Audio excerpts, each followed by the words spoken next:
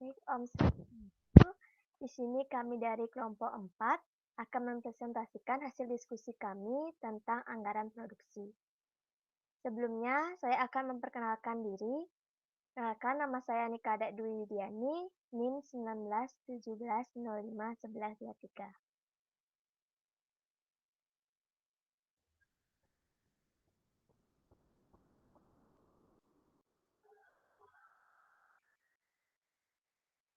Dan teman saya, Nikada Punawan Adi Saputra, dengan NIM 1917051011, Igusti Putu Ari Aryani dengan NIM 1917051032, Kadek Nia Ciptasari dengan NIM 1917051039, Niluh Wayan Nintan Pratiwi dengan NIM 1917051116. Next.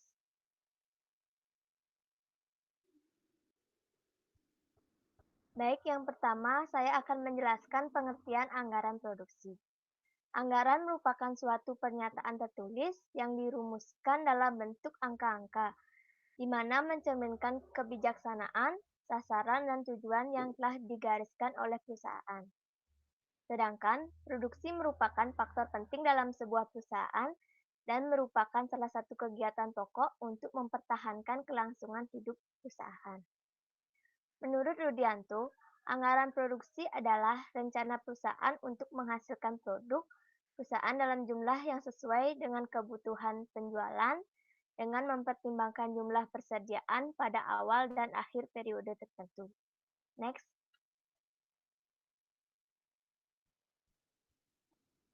Anggaran produksi membantu perencanaan, koordinasi, dan pengendalian. Kenyataan bahwa rencana produksi yang rinci dibuat didasarkan pada rencana penjualan yang realistis. Rencana khusus mengenai fungsi perencanaan produksi dan masalah yang berhubungan.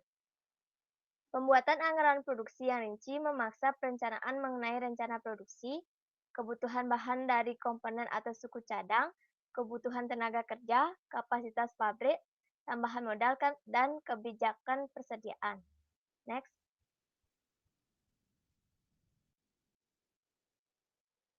Selanjutnya ada manfaat dan kegunaan anggaran produksi.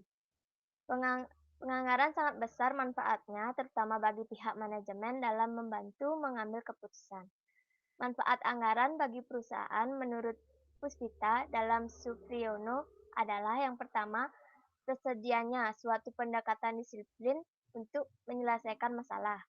Yang kedua, membantu manajemen membuat studi awal terhadap masalah yang dihadapi oleh suatu perusahaan dan membiasakan manajemen untuk mempelajari dengan seksama masalah tersebut sebelum diambil keputusan.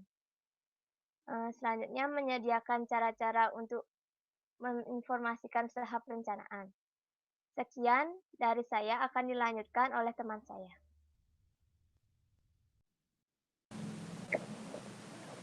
Baik, saya akan melanjutkan presentasi. Selanjutnya ada manfaat dan kegunaan anggaran produksi.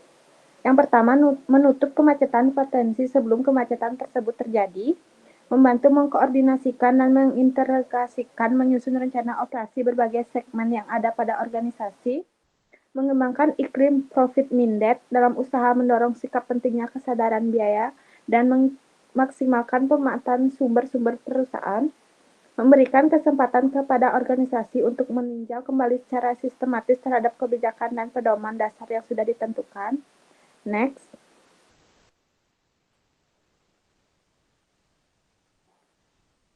Baik, selanjutnya mengkoordinasikan, menghubungkan, dan membantu mengarahkan modal dan semua usaha organisasi ke seluruh yang paling menguntungkan, mendorong suatu standar prestasi yang tinggi dengan membangkitkan semangat bersaing yang sehat, menimbulkan persamaan yang berguna untuk menyediakan perancangan untuk pelaksanaan yang efektif, menyediakan tujuan atau sasaran yang merupakan alat pengukur atau standar untuk mengukur prestasi dan ukuran pertimbangan manajemen dan sikap eksekutif secara individual.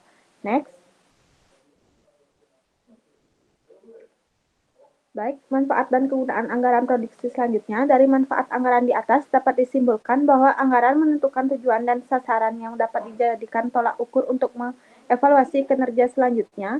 Selain itu, anggaran juga memiliki manfaat sebagai alat pengendalian dan perencanaan dalam perusahaan, karena dengan menggunakan anggaran, maka perusahaan dapat merencanakan masa depan perusahaan. Baik, sekian dari presentasi dari saya. Selanjutnya akan dilanjutkan oleh teman saya. Terima kasih atas waktu yang telah diberikan kepada saya. Di sini saya akan melanjutkan presentasi dari teman saya.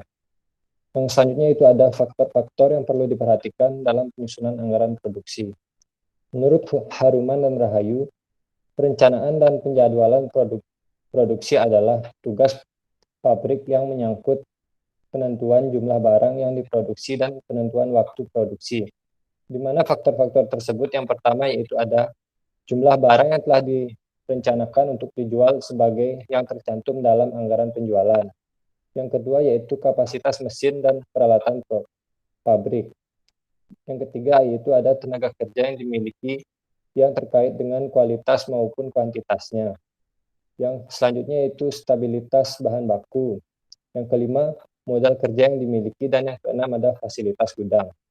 Nah, selanjutnya menurut Munandar, faktor-faktor yang harus diperhatikan dalam penyusunan anggaran produksi, yang pertama yaitu ada rencana penjualan, di mana rencana penjualan yang terutang dalam budget penjualan, khususnya rencana tentang jenis atau kualitas barang yang akan dijual dari waktu ke waktu selama periode waktu yang akan datang. Yang kedua yaitu ada kapasitas mesin dan peralatan produksi, di mana kapasitas mesin dan peralatan produksi yang tersedia serta memungkinkan pelunasannya dalam waktu yang akan datang. Yang ketiga yaitu ada tenaga kerja yang tersedia, baik jumlah dan kualitasnya, serta memungkinkan mengembangkannya di masa yang akan datang. Yang keempat yaitu ada modal kerja yang dimiliki perusahaan yang khususnya berkaitan dengan kegiatan produksi serta kemungkinan perluasan di masa yang akan datang. Yang kelima yaitu ada fasilitas-fasilitas lain yang dimiliki oleh perusahaan. Dan yang keenam yaitu ada luas perusahaan yang optimal, yaitu kapasitas produksi yang memberikan biaya produksi rata-rata per unit yang paling rendah. Yang ketujuh yaitu kebijakan perusahaan di bidang persediaan barang jadi. Dan yang terakhir yaitu kebijakan perusahaan dalam menetapkan pola produksi selama periode yang akan datang. Baik, presentasi selanjutnya akan dilanjutkan oleh rekan saya. Terima kasih.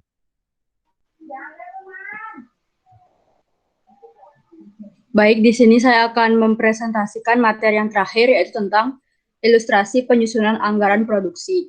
Menurut Navarin, penyusunan anggaran produksi dapat disusun dengan 4 cara. Yang pertama adalah dengan mengutamakan stabilitas produk.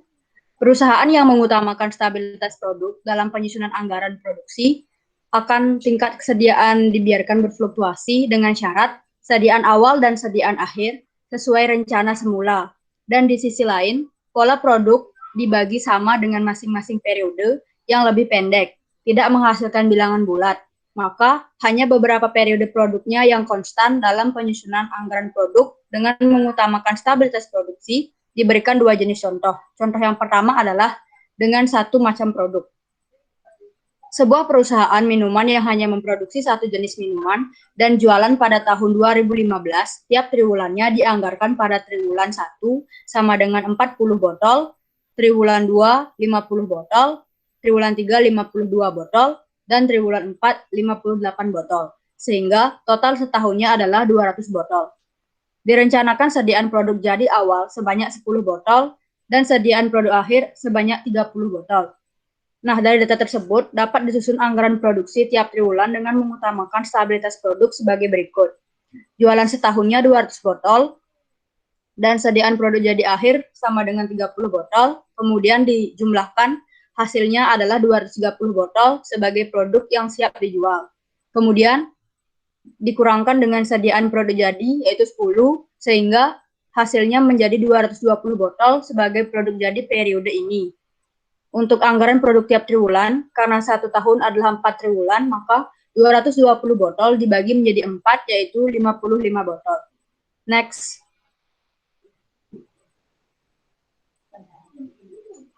Baik, contoh yang kedua adalah dengan bermacam produk. Pada slide telah ditampilkan tentang jenis minuman untuk anggaran produksi soft drink pada tahun 2015. Terdapat 3 jenis minuman, yaitu soft drink, beralkohol, dan ringan. Masing-masing untuk sediaan awalnya, yaitu untuk soft drink 4 botol, beralkohol dan ringan sama-sama 3 botol, sehingga totalnya menjadi 10 botol.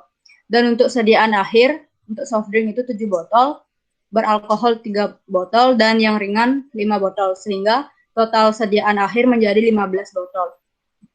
Untuk anggaran produksi perusahaan minuman soft drink pada tahun 2015 dapat dilihat pada slide, yang mana jumlah untuk setahunnya itu adalah 180 botol. Next.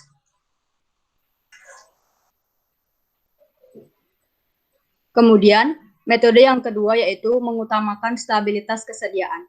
Dengan cara mengutamakan stabilitas sediaan, seharusnya rencana sediaan konstan, artinya sediaan awal sama dengan sediaan akhir, dan tingkat produk dibiarkan berfluktuasi. Contoh untuk satu macam produk. Sebuah perusahaan minuman yang hanya memproduksi satu jenis minuman dan jualan pada tahun 2015 setiap triwulan, dianggarkan pada triwulan 1 sama dengan 40 botol, triwulan 2 50 botol, triwulan 3 52 botol, dan triwulan 4 58 botol. Sehingga total setahunnya adalah 200 botol. Dan sediaan awal maupun sediaan akhirnya direncanakan sama, yaitu 20 botol. Sehingga dapat disusun anggaran produksi berdasarkan triwulanan. Dapat dilihat pada keterangan untuk jualan masing-masing triwulan. Triwulan 1 40, triwulan 2 50, triwulan 3 52, dan triwulan 4 58. Untuk sediaan akhir sudah terdapat pada soal, yaitu 20, sehingga masing-masing triwulan ditambahkan dengan 20. Untuk produk siap dijual untuk triwulan 1 ditambahkan dari jualan, yaitu 40 ditambah dengan 20 sama dengan 60. Untuk triwulan 2, 50 ditambah 20 sama dengan 70 botol. Dan triwulan 3, 52 ditambah 20 sama dengan 72 botol. Dan triwulan 4, 58 botol ditambah 20 sama dengan 78 botol. Untuk sediaan awal, yaitu semuanya masing-masing 20, sehingga untuk produk jadi adalah hasil pengurangan dari produk siap dijual dikurang dengan sediaan awal. Untuk produk jadi triwulan 1 yaitu 60 dikurang 20 sama dengan 40, dan begitu seterusnya sampai triwulan 4 yaitu 78 dikurang 20 sama dengan 58. Sehingga produk jadi setahunnya adalah 200 botol. Pada tabel di atas, pada tabel tersebut bahwa sediaan awal sama dengan sediaan akhir, yang mana tiap triwulan adalah 20 botol, dan sebagai akibatnya tingkat jualan sama dengan tingkat produk. Baik, sekian presentasi dari saya, akan dilanjutkan oleh rekan saya.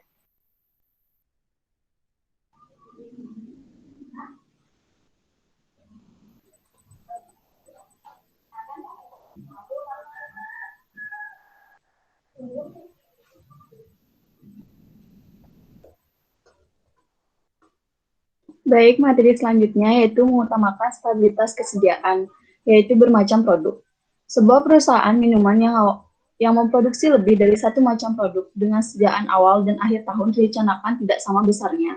Maka selisih sediaan awal dan akhir harus dialokasikan dengan taksiran sediaan awal dan sediaan akhir.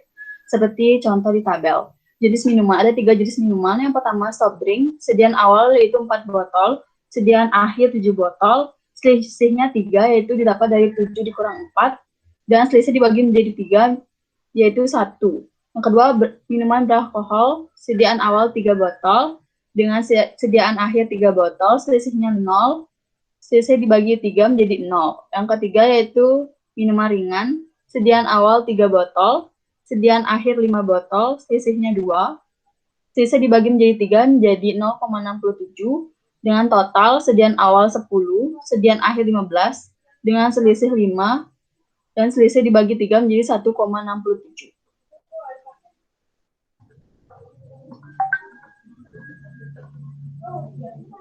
Selanjutnya, gabungan antara stabilitas produk dan stabilitas sediaan. Pada gabungan antara stabilitas produk dan stabilitas sediaan, bila tingkat produk stabil, maka ada kemungkinan tingkat sediaan berubah. Tetapi bila tingkat sediaan stabil, maka ada kemungkinan tingkat produk berubah. Soal. Produk jadi minuman minimal tiap triwulan sebanyak 42 botol dan maksimal 65 botol. Rencana sediaan awal tahun 2016 sebanyak 10 botol dan sediaan akhir sebanyak 15 botol. Anggaran jualan dari perusahaan minuman memproduksi satu macam produk tahun 2015, tiap triwulan dianggarkan pada triwulan 1 yaitu 40 botol, triwulan 2 50 botol, triwulan 3 52 botol, triwulan 4 58 botol, sehingga total setahun menjadi 200 botol. Jawabannya itu pada tabel tersebut, yaitu keterangan jualan pada triwulan 1 yaitu 40 botol, ditambah sediaan akhir 12 menjadi produk siap dijual yaitu 52, dikurang sediaan awal 10, sehingga produk jadi pada triwulan 1 menjadi 42 botol. Yang kedua, triwulan 2, jualan 50 botol, ditambah sediaan akhir 12, menjadi produk siap dijual 62 botol, dikurang sediaan awal 12 botol, sehingga produk jadi pada triwulan 2 menjadi 50 botol. Selanjutnya, triwulan 3, jualan 52 botol, ditambah sediaan akhir 13 botol menjadi produk siap dijual 65 botol, dikurang sediaan awal 12 botol, sehingga produk jadi pada triwulan 3 menjadi 53 botol. Dan yang terakhir itu triwulan 4, jualan 58 botol, ditambah sediaan akhir 15 botol, produk siap dijual menjadi 73 botol, dikurang sediaan awal 13 menjadi produk jadi pada triwulan 4 60 botol. Jadi dalam setahun jualan menjadi 200 botol, sediaan akhir 15, ditambah menjadi produk siap dijual 215 botol, dikurang sediaan awal 10 botol, sehingga produk jadi dalam setahun menjadi 205 botol. Pada tabel di atas, tampak bahwa triwulan 1 dan 2 sediaan akhir stabil dengan tingkat sediaan sebanyak 12 botol dan tingkat produk yang berfluktuasi. Yang terakhir yaitu disesuaikan dengan keperluan manajemen. Anggaran produk dapat juga dibuat sesuai keperluan manajemen, yang mana manajemen dapat menentukan tingkat sediaan setiap periode. Manajemen menentukan tingkat sediaan setiap periode karena manajemen ingin mengatur tingkat putaran sediaan. Sekian presentasi dari kelompok kami ucapkan terima kasih dan kami akhiri dengan para mesanti Om Santi Santi Santi Om.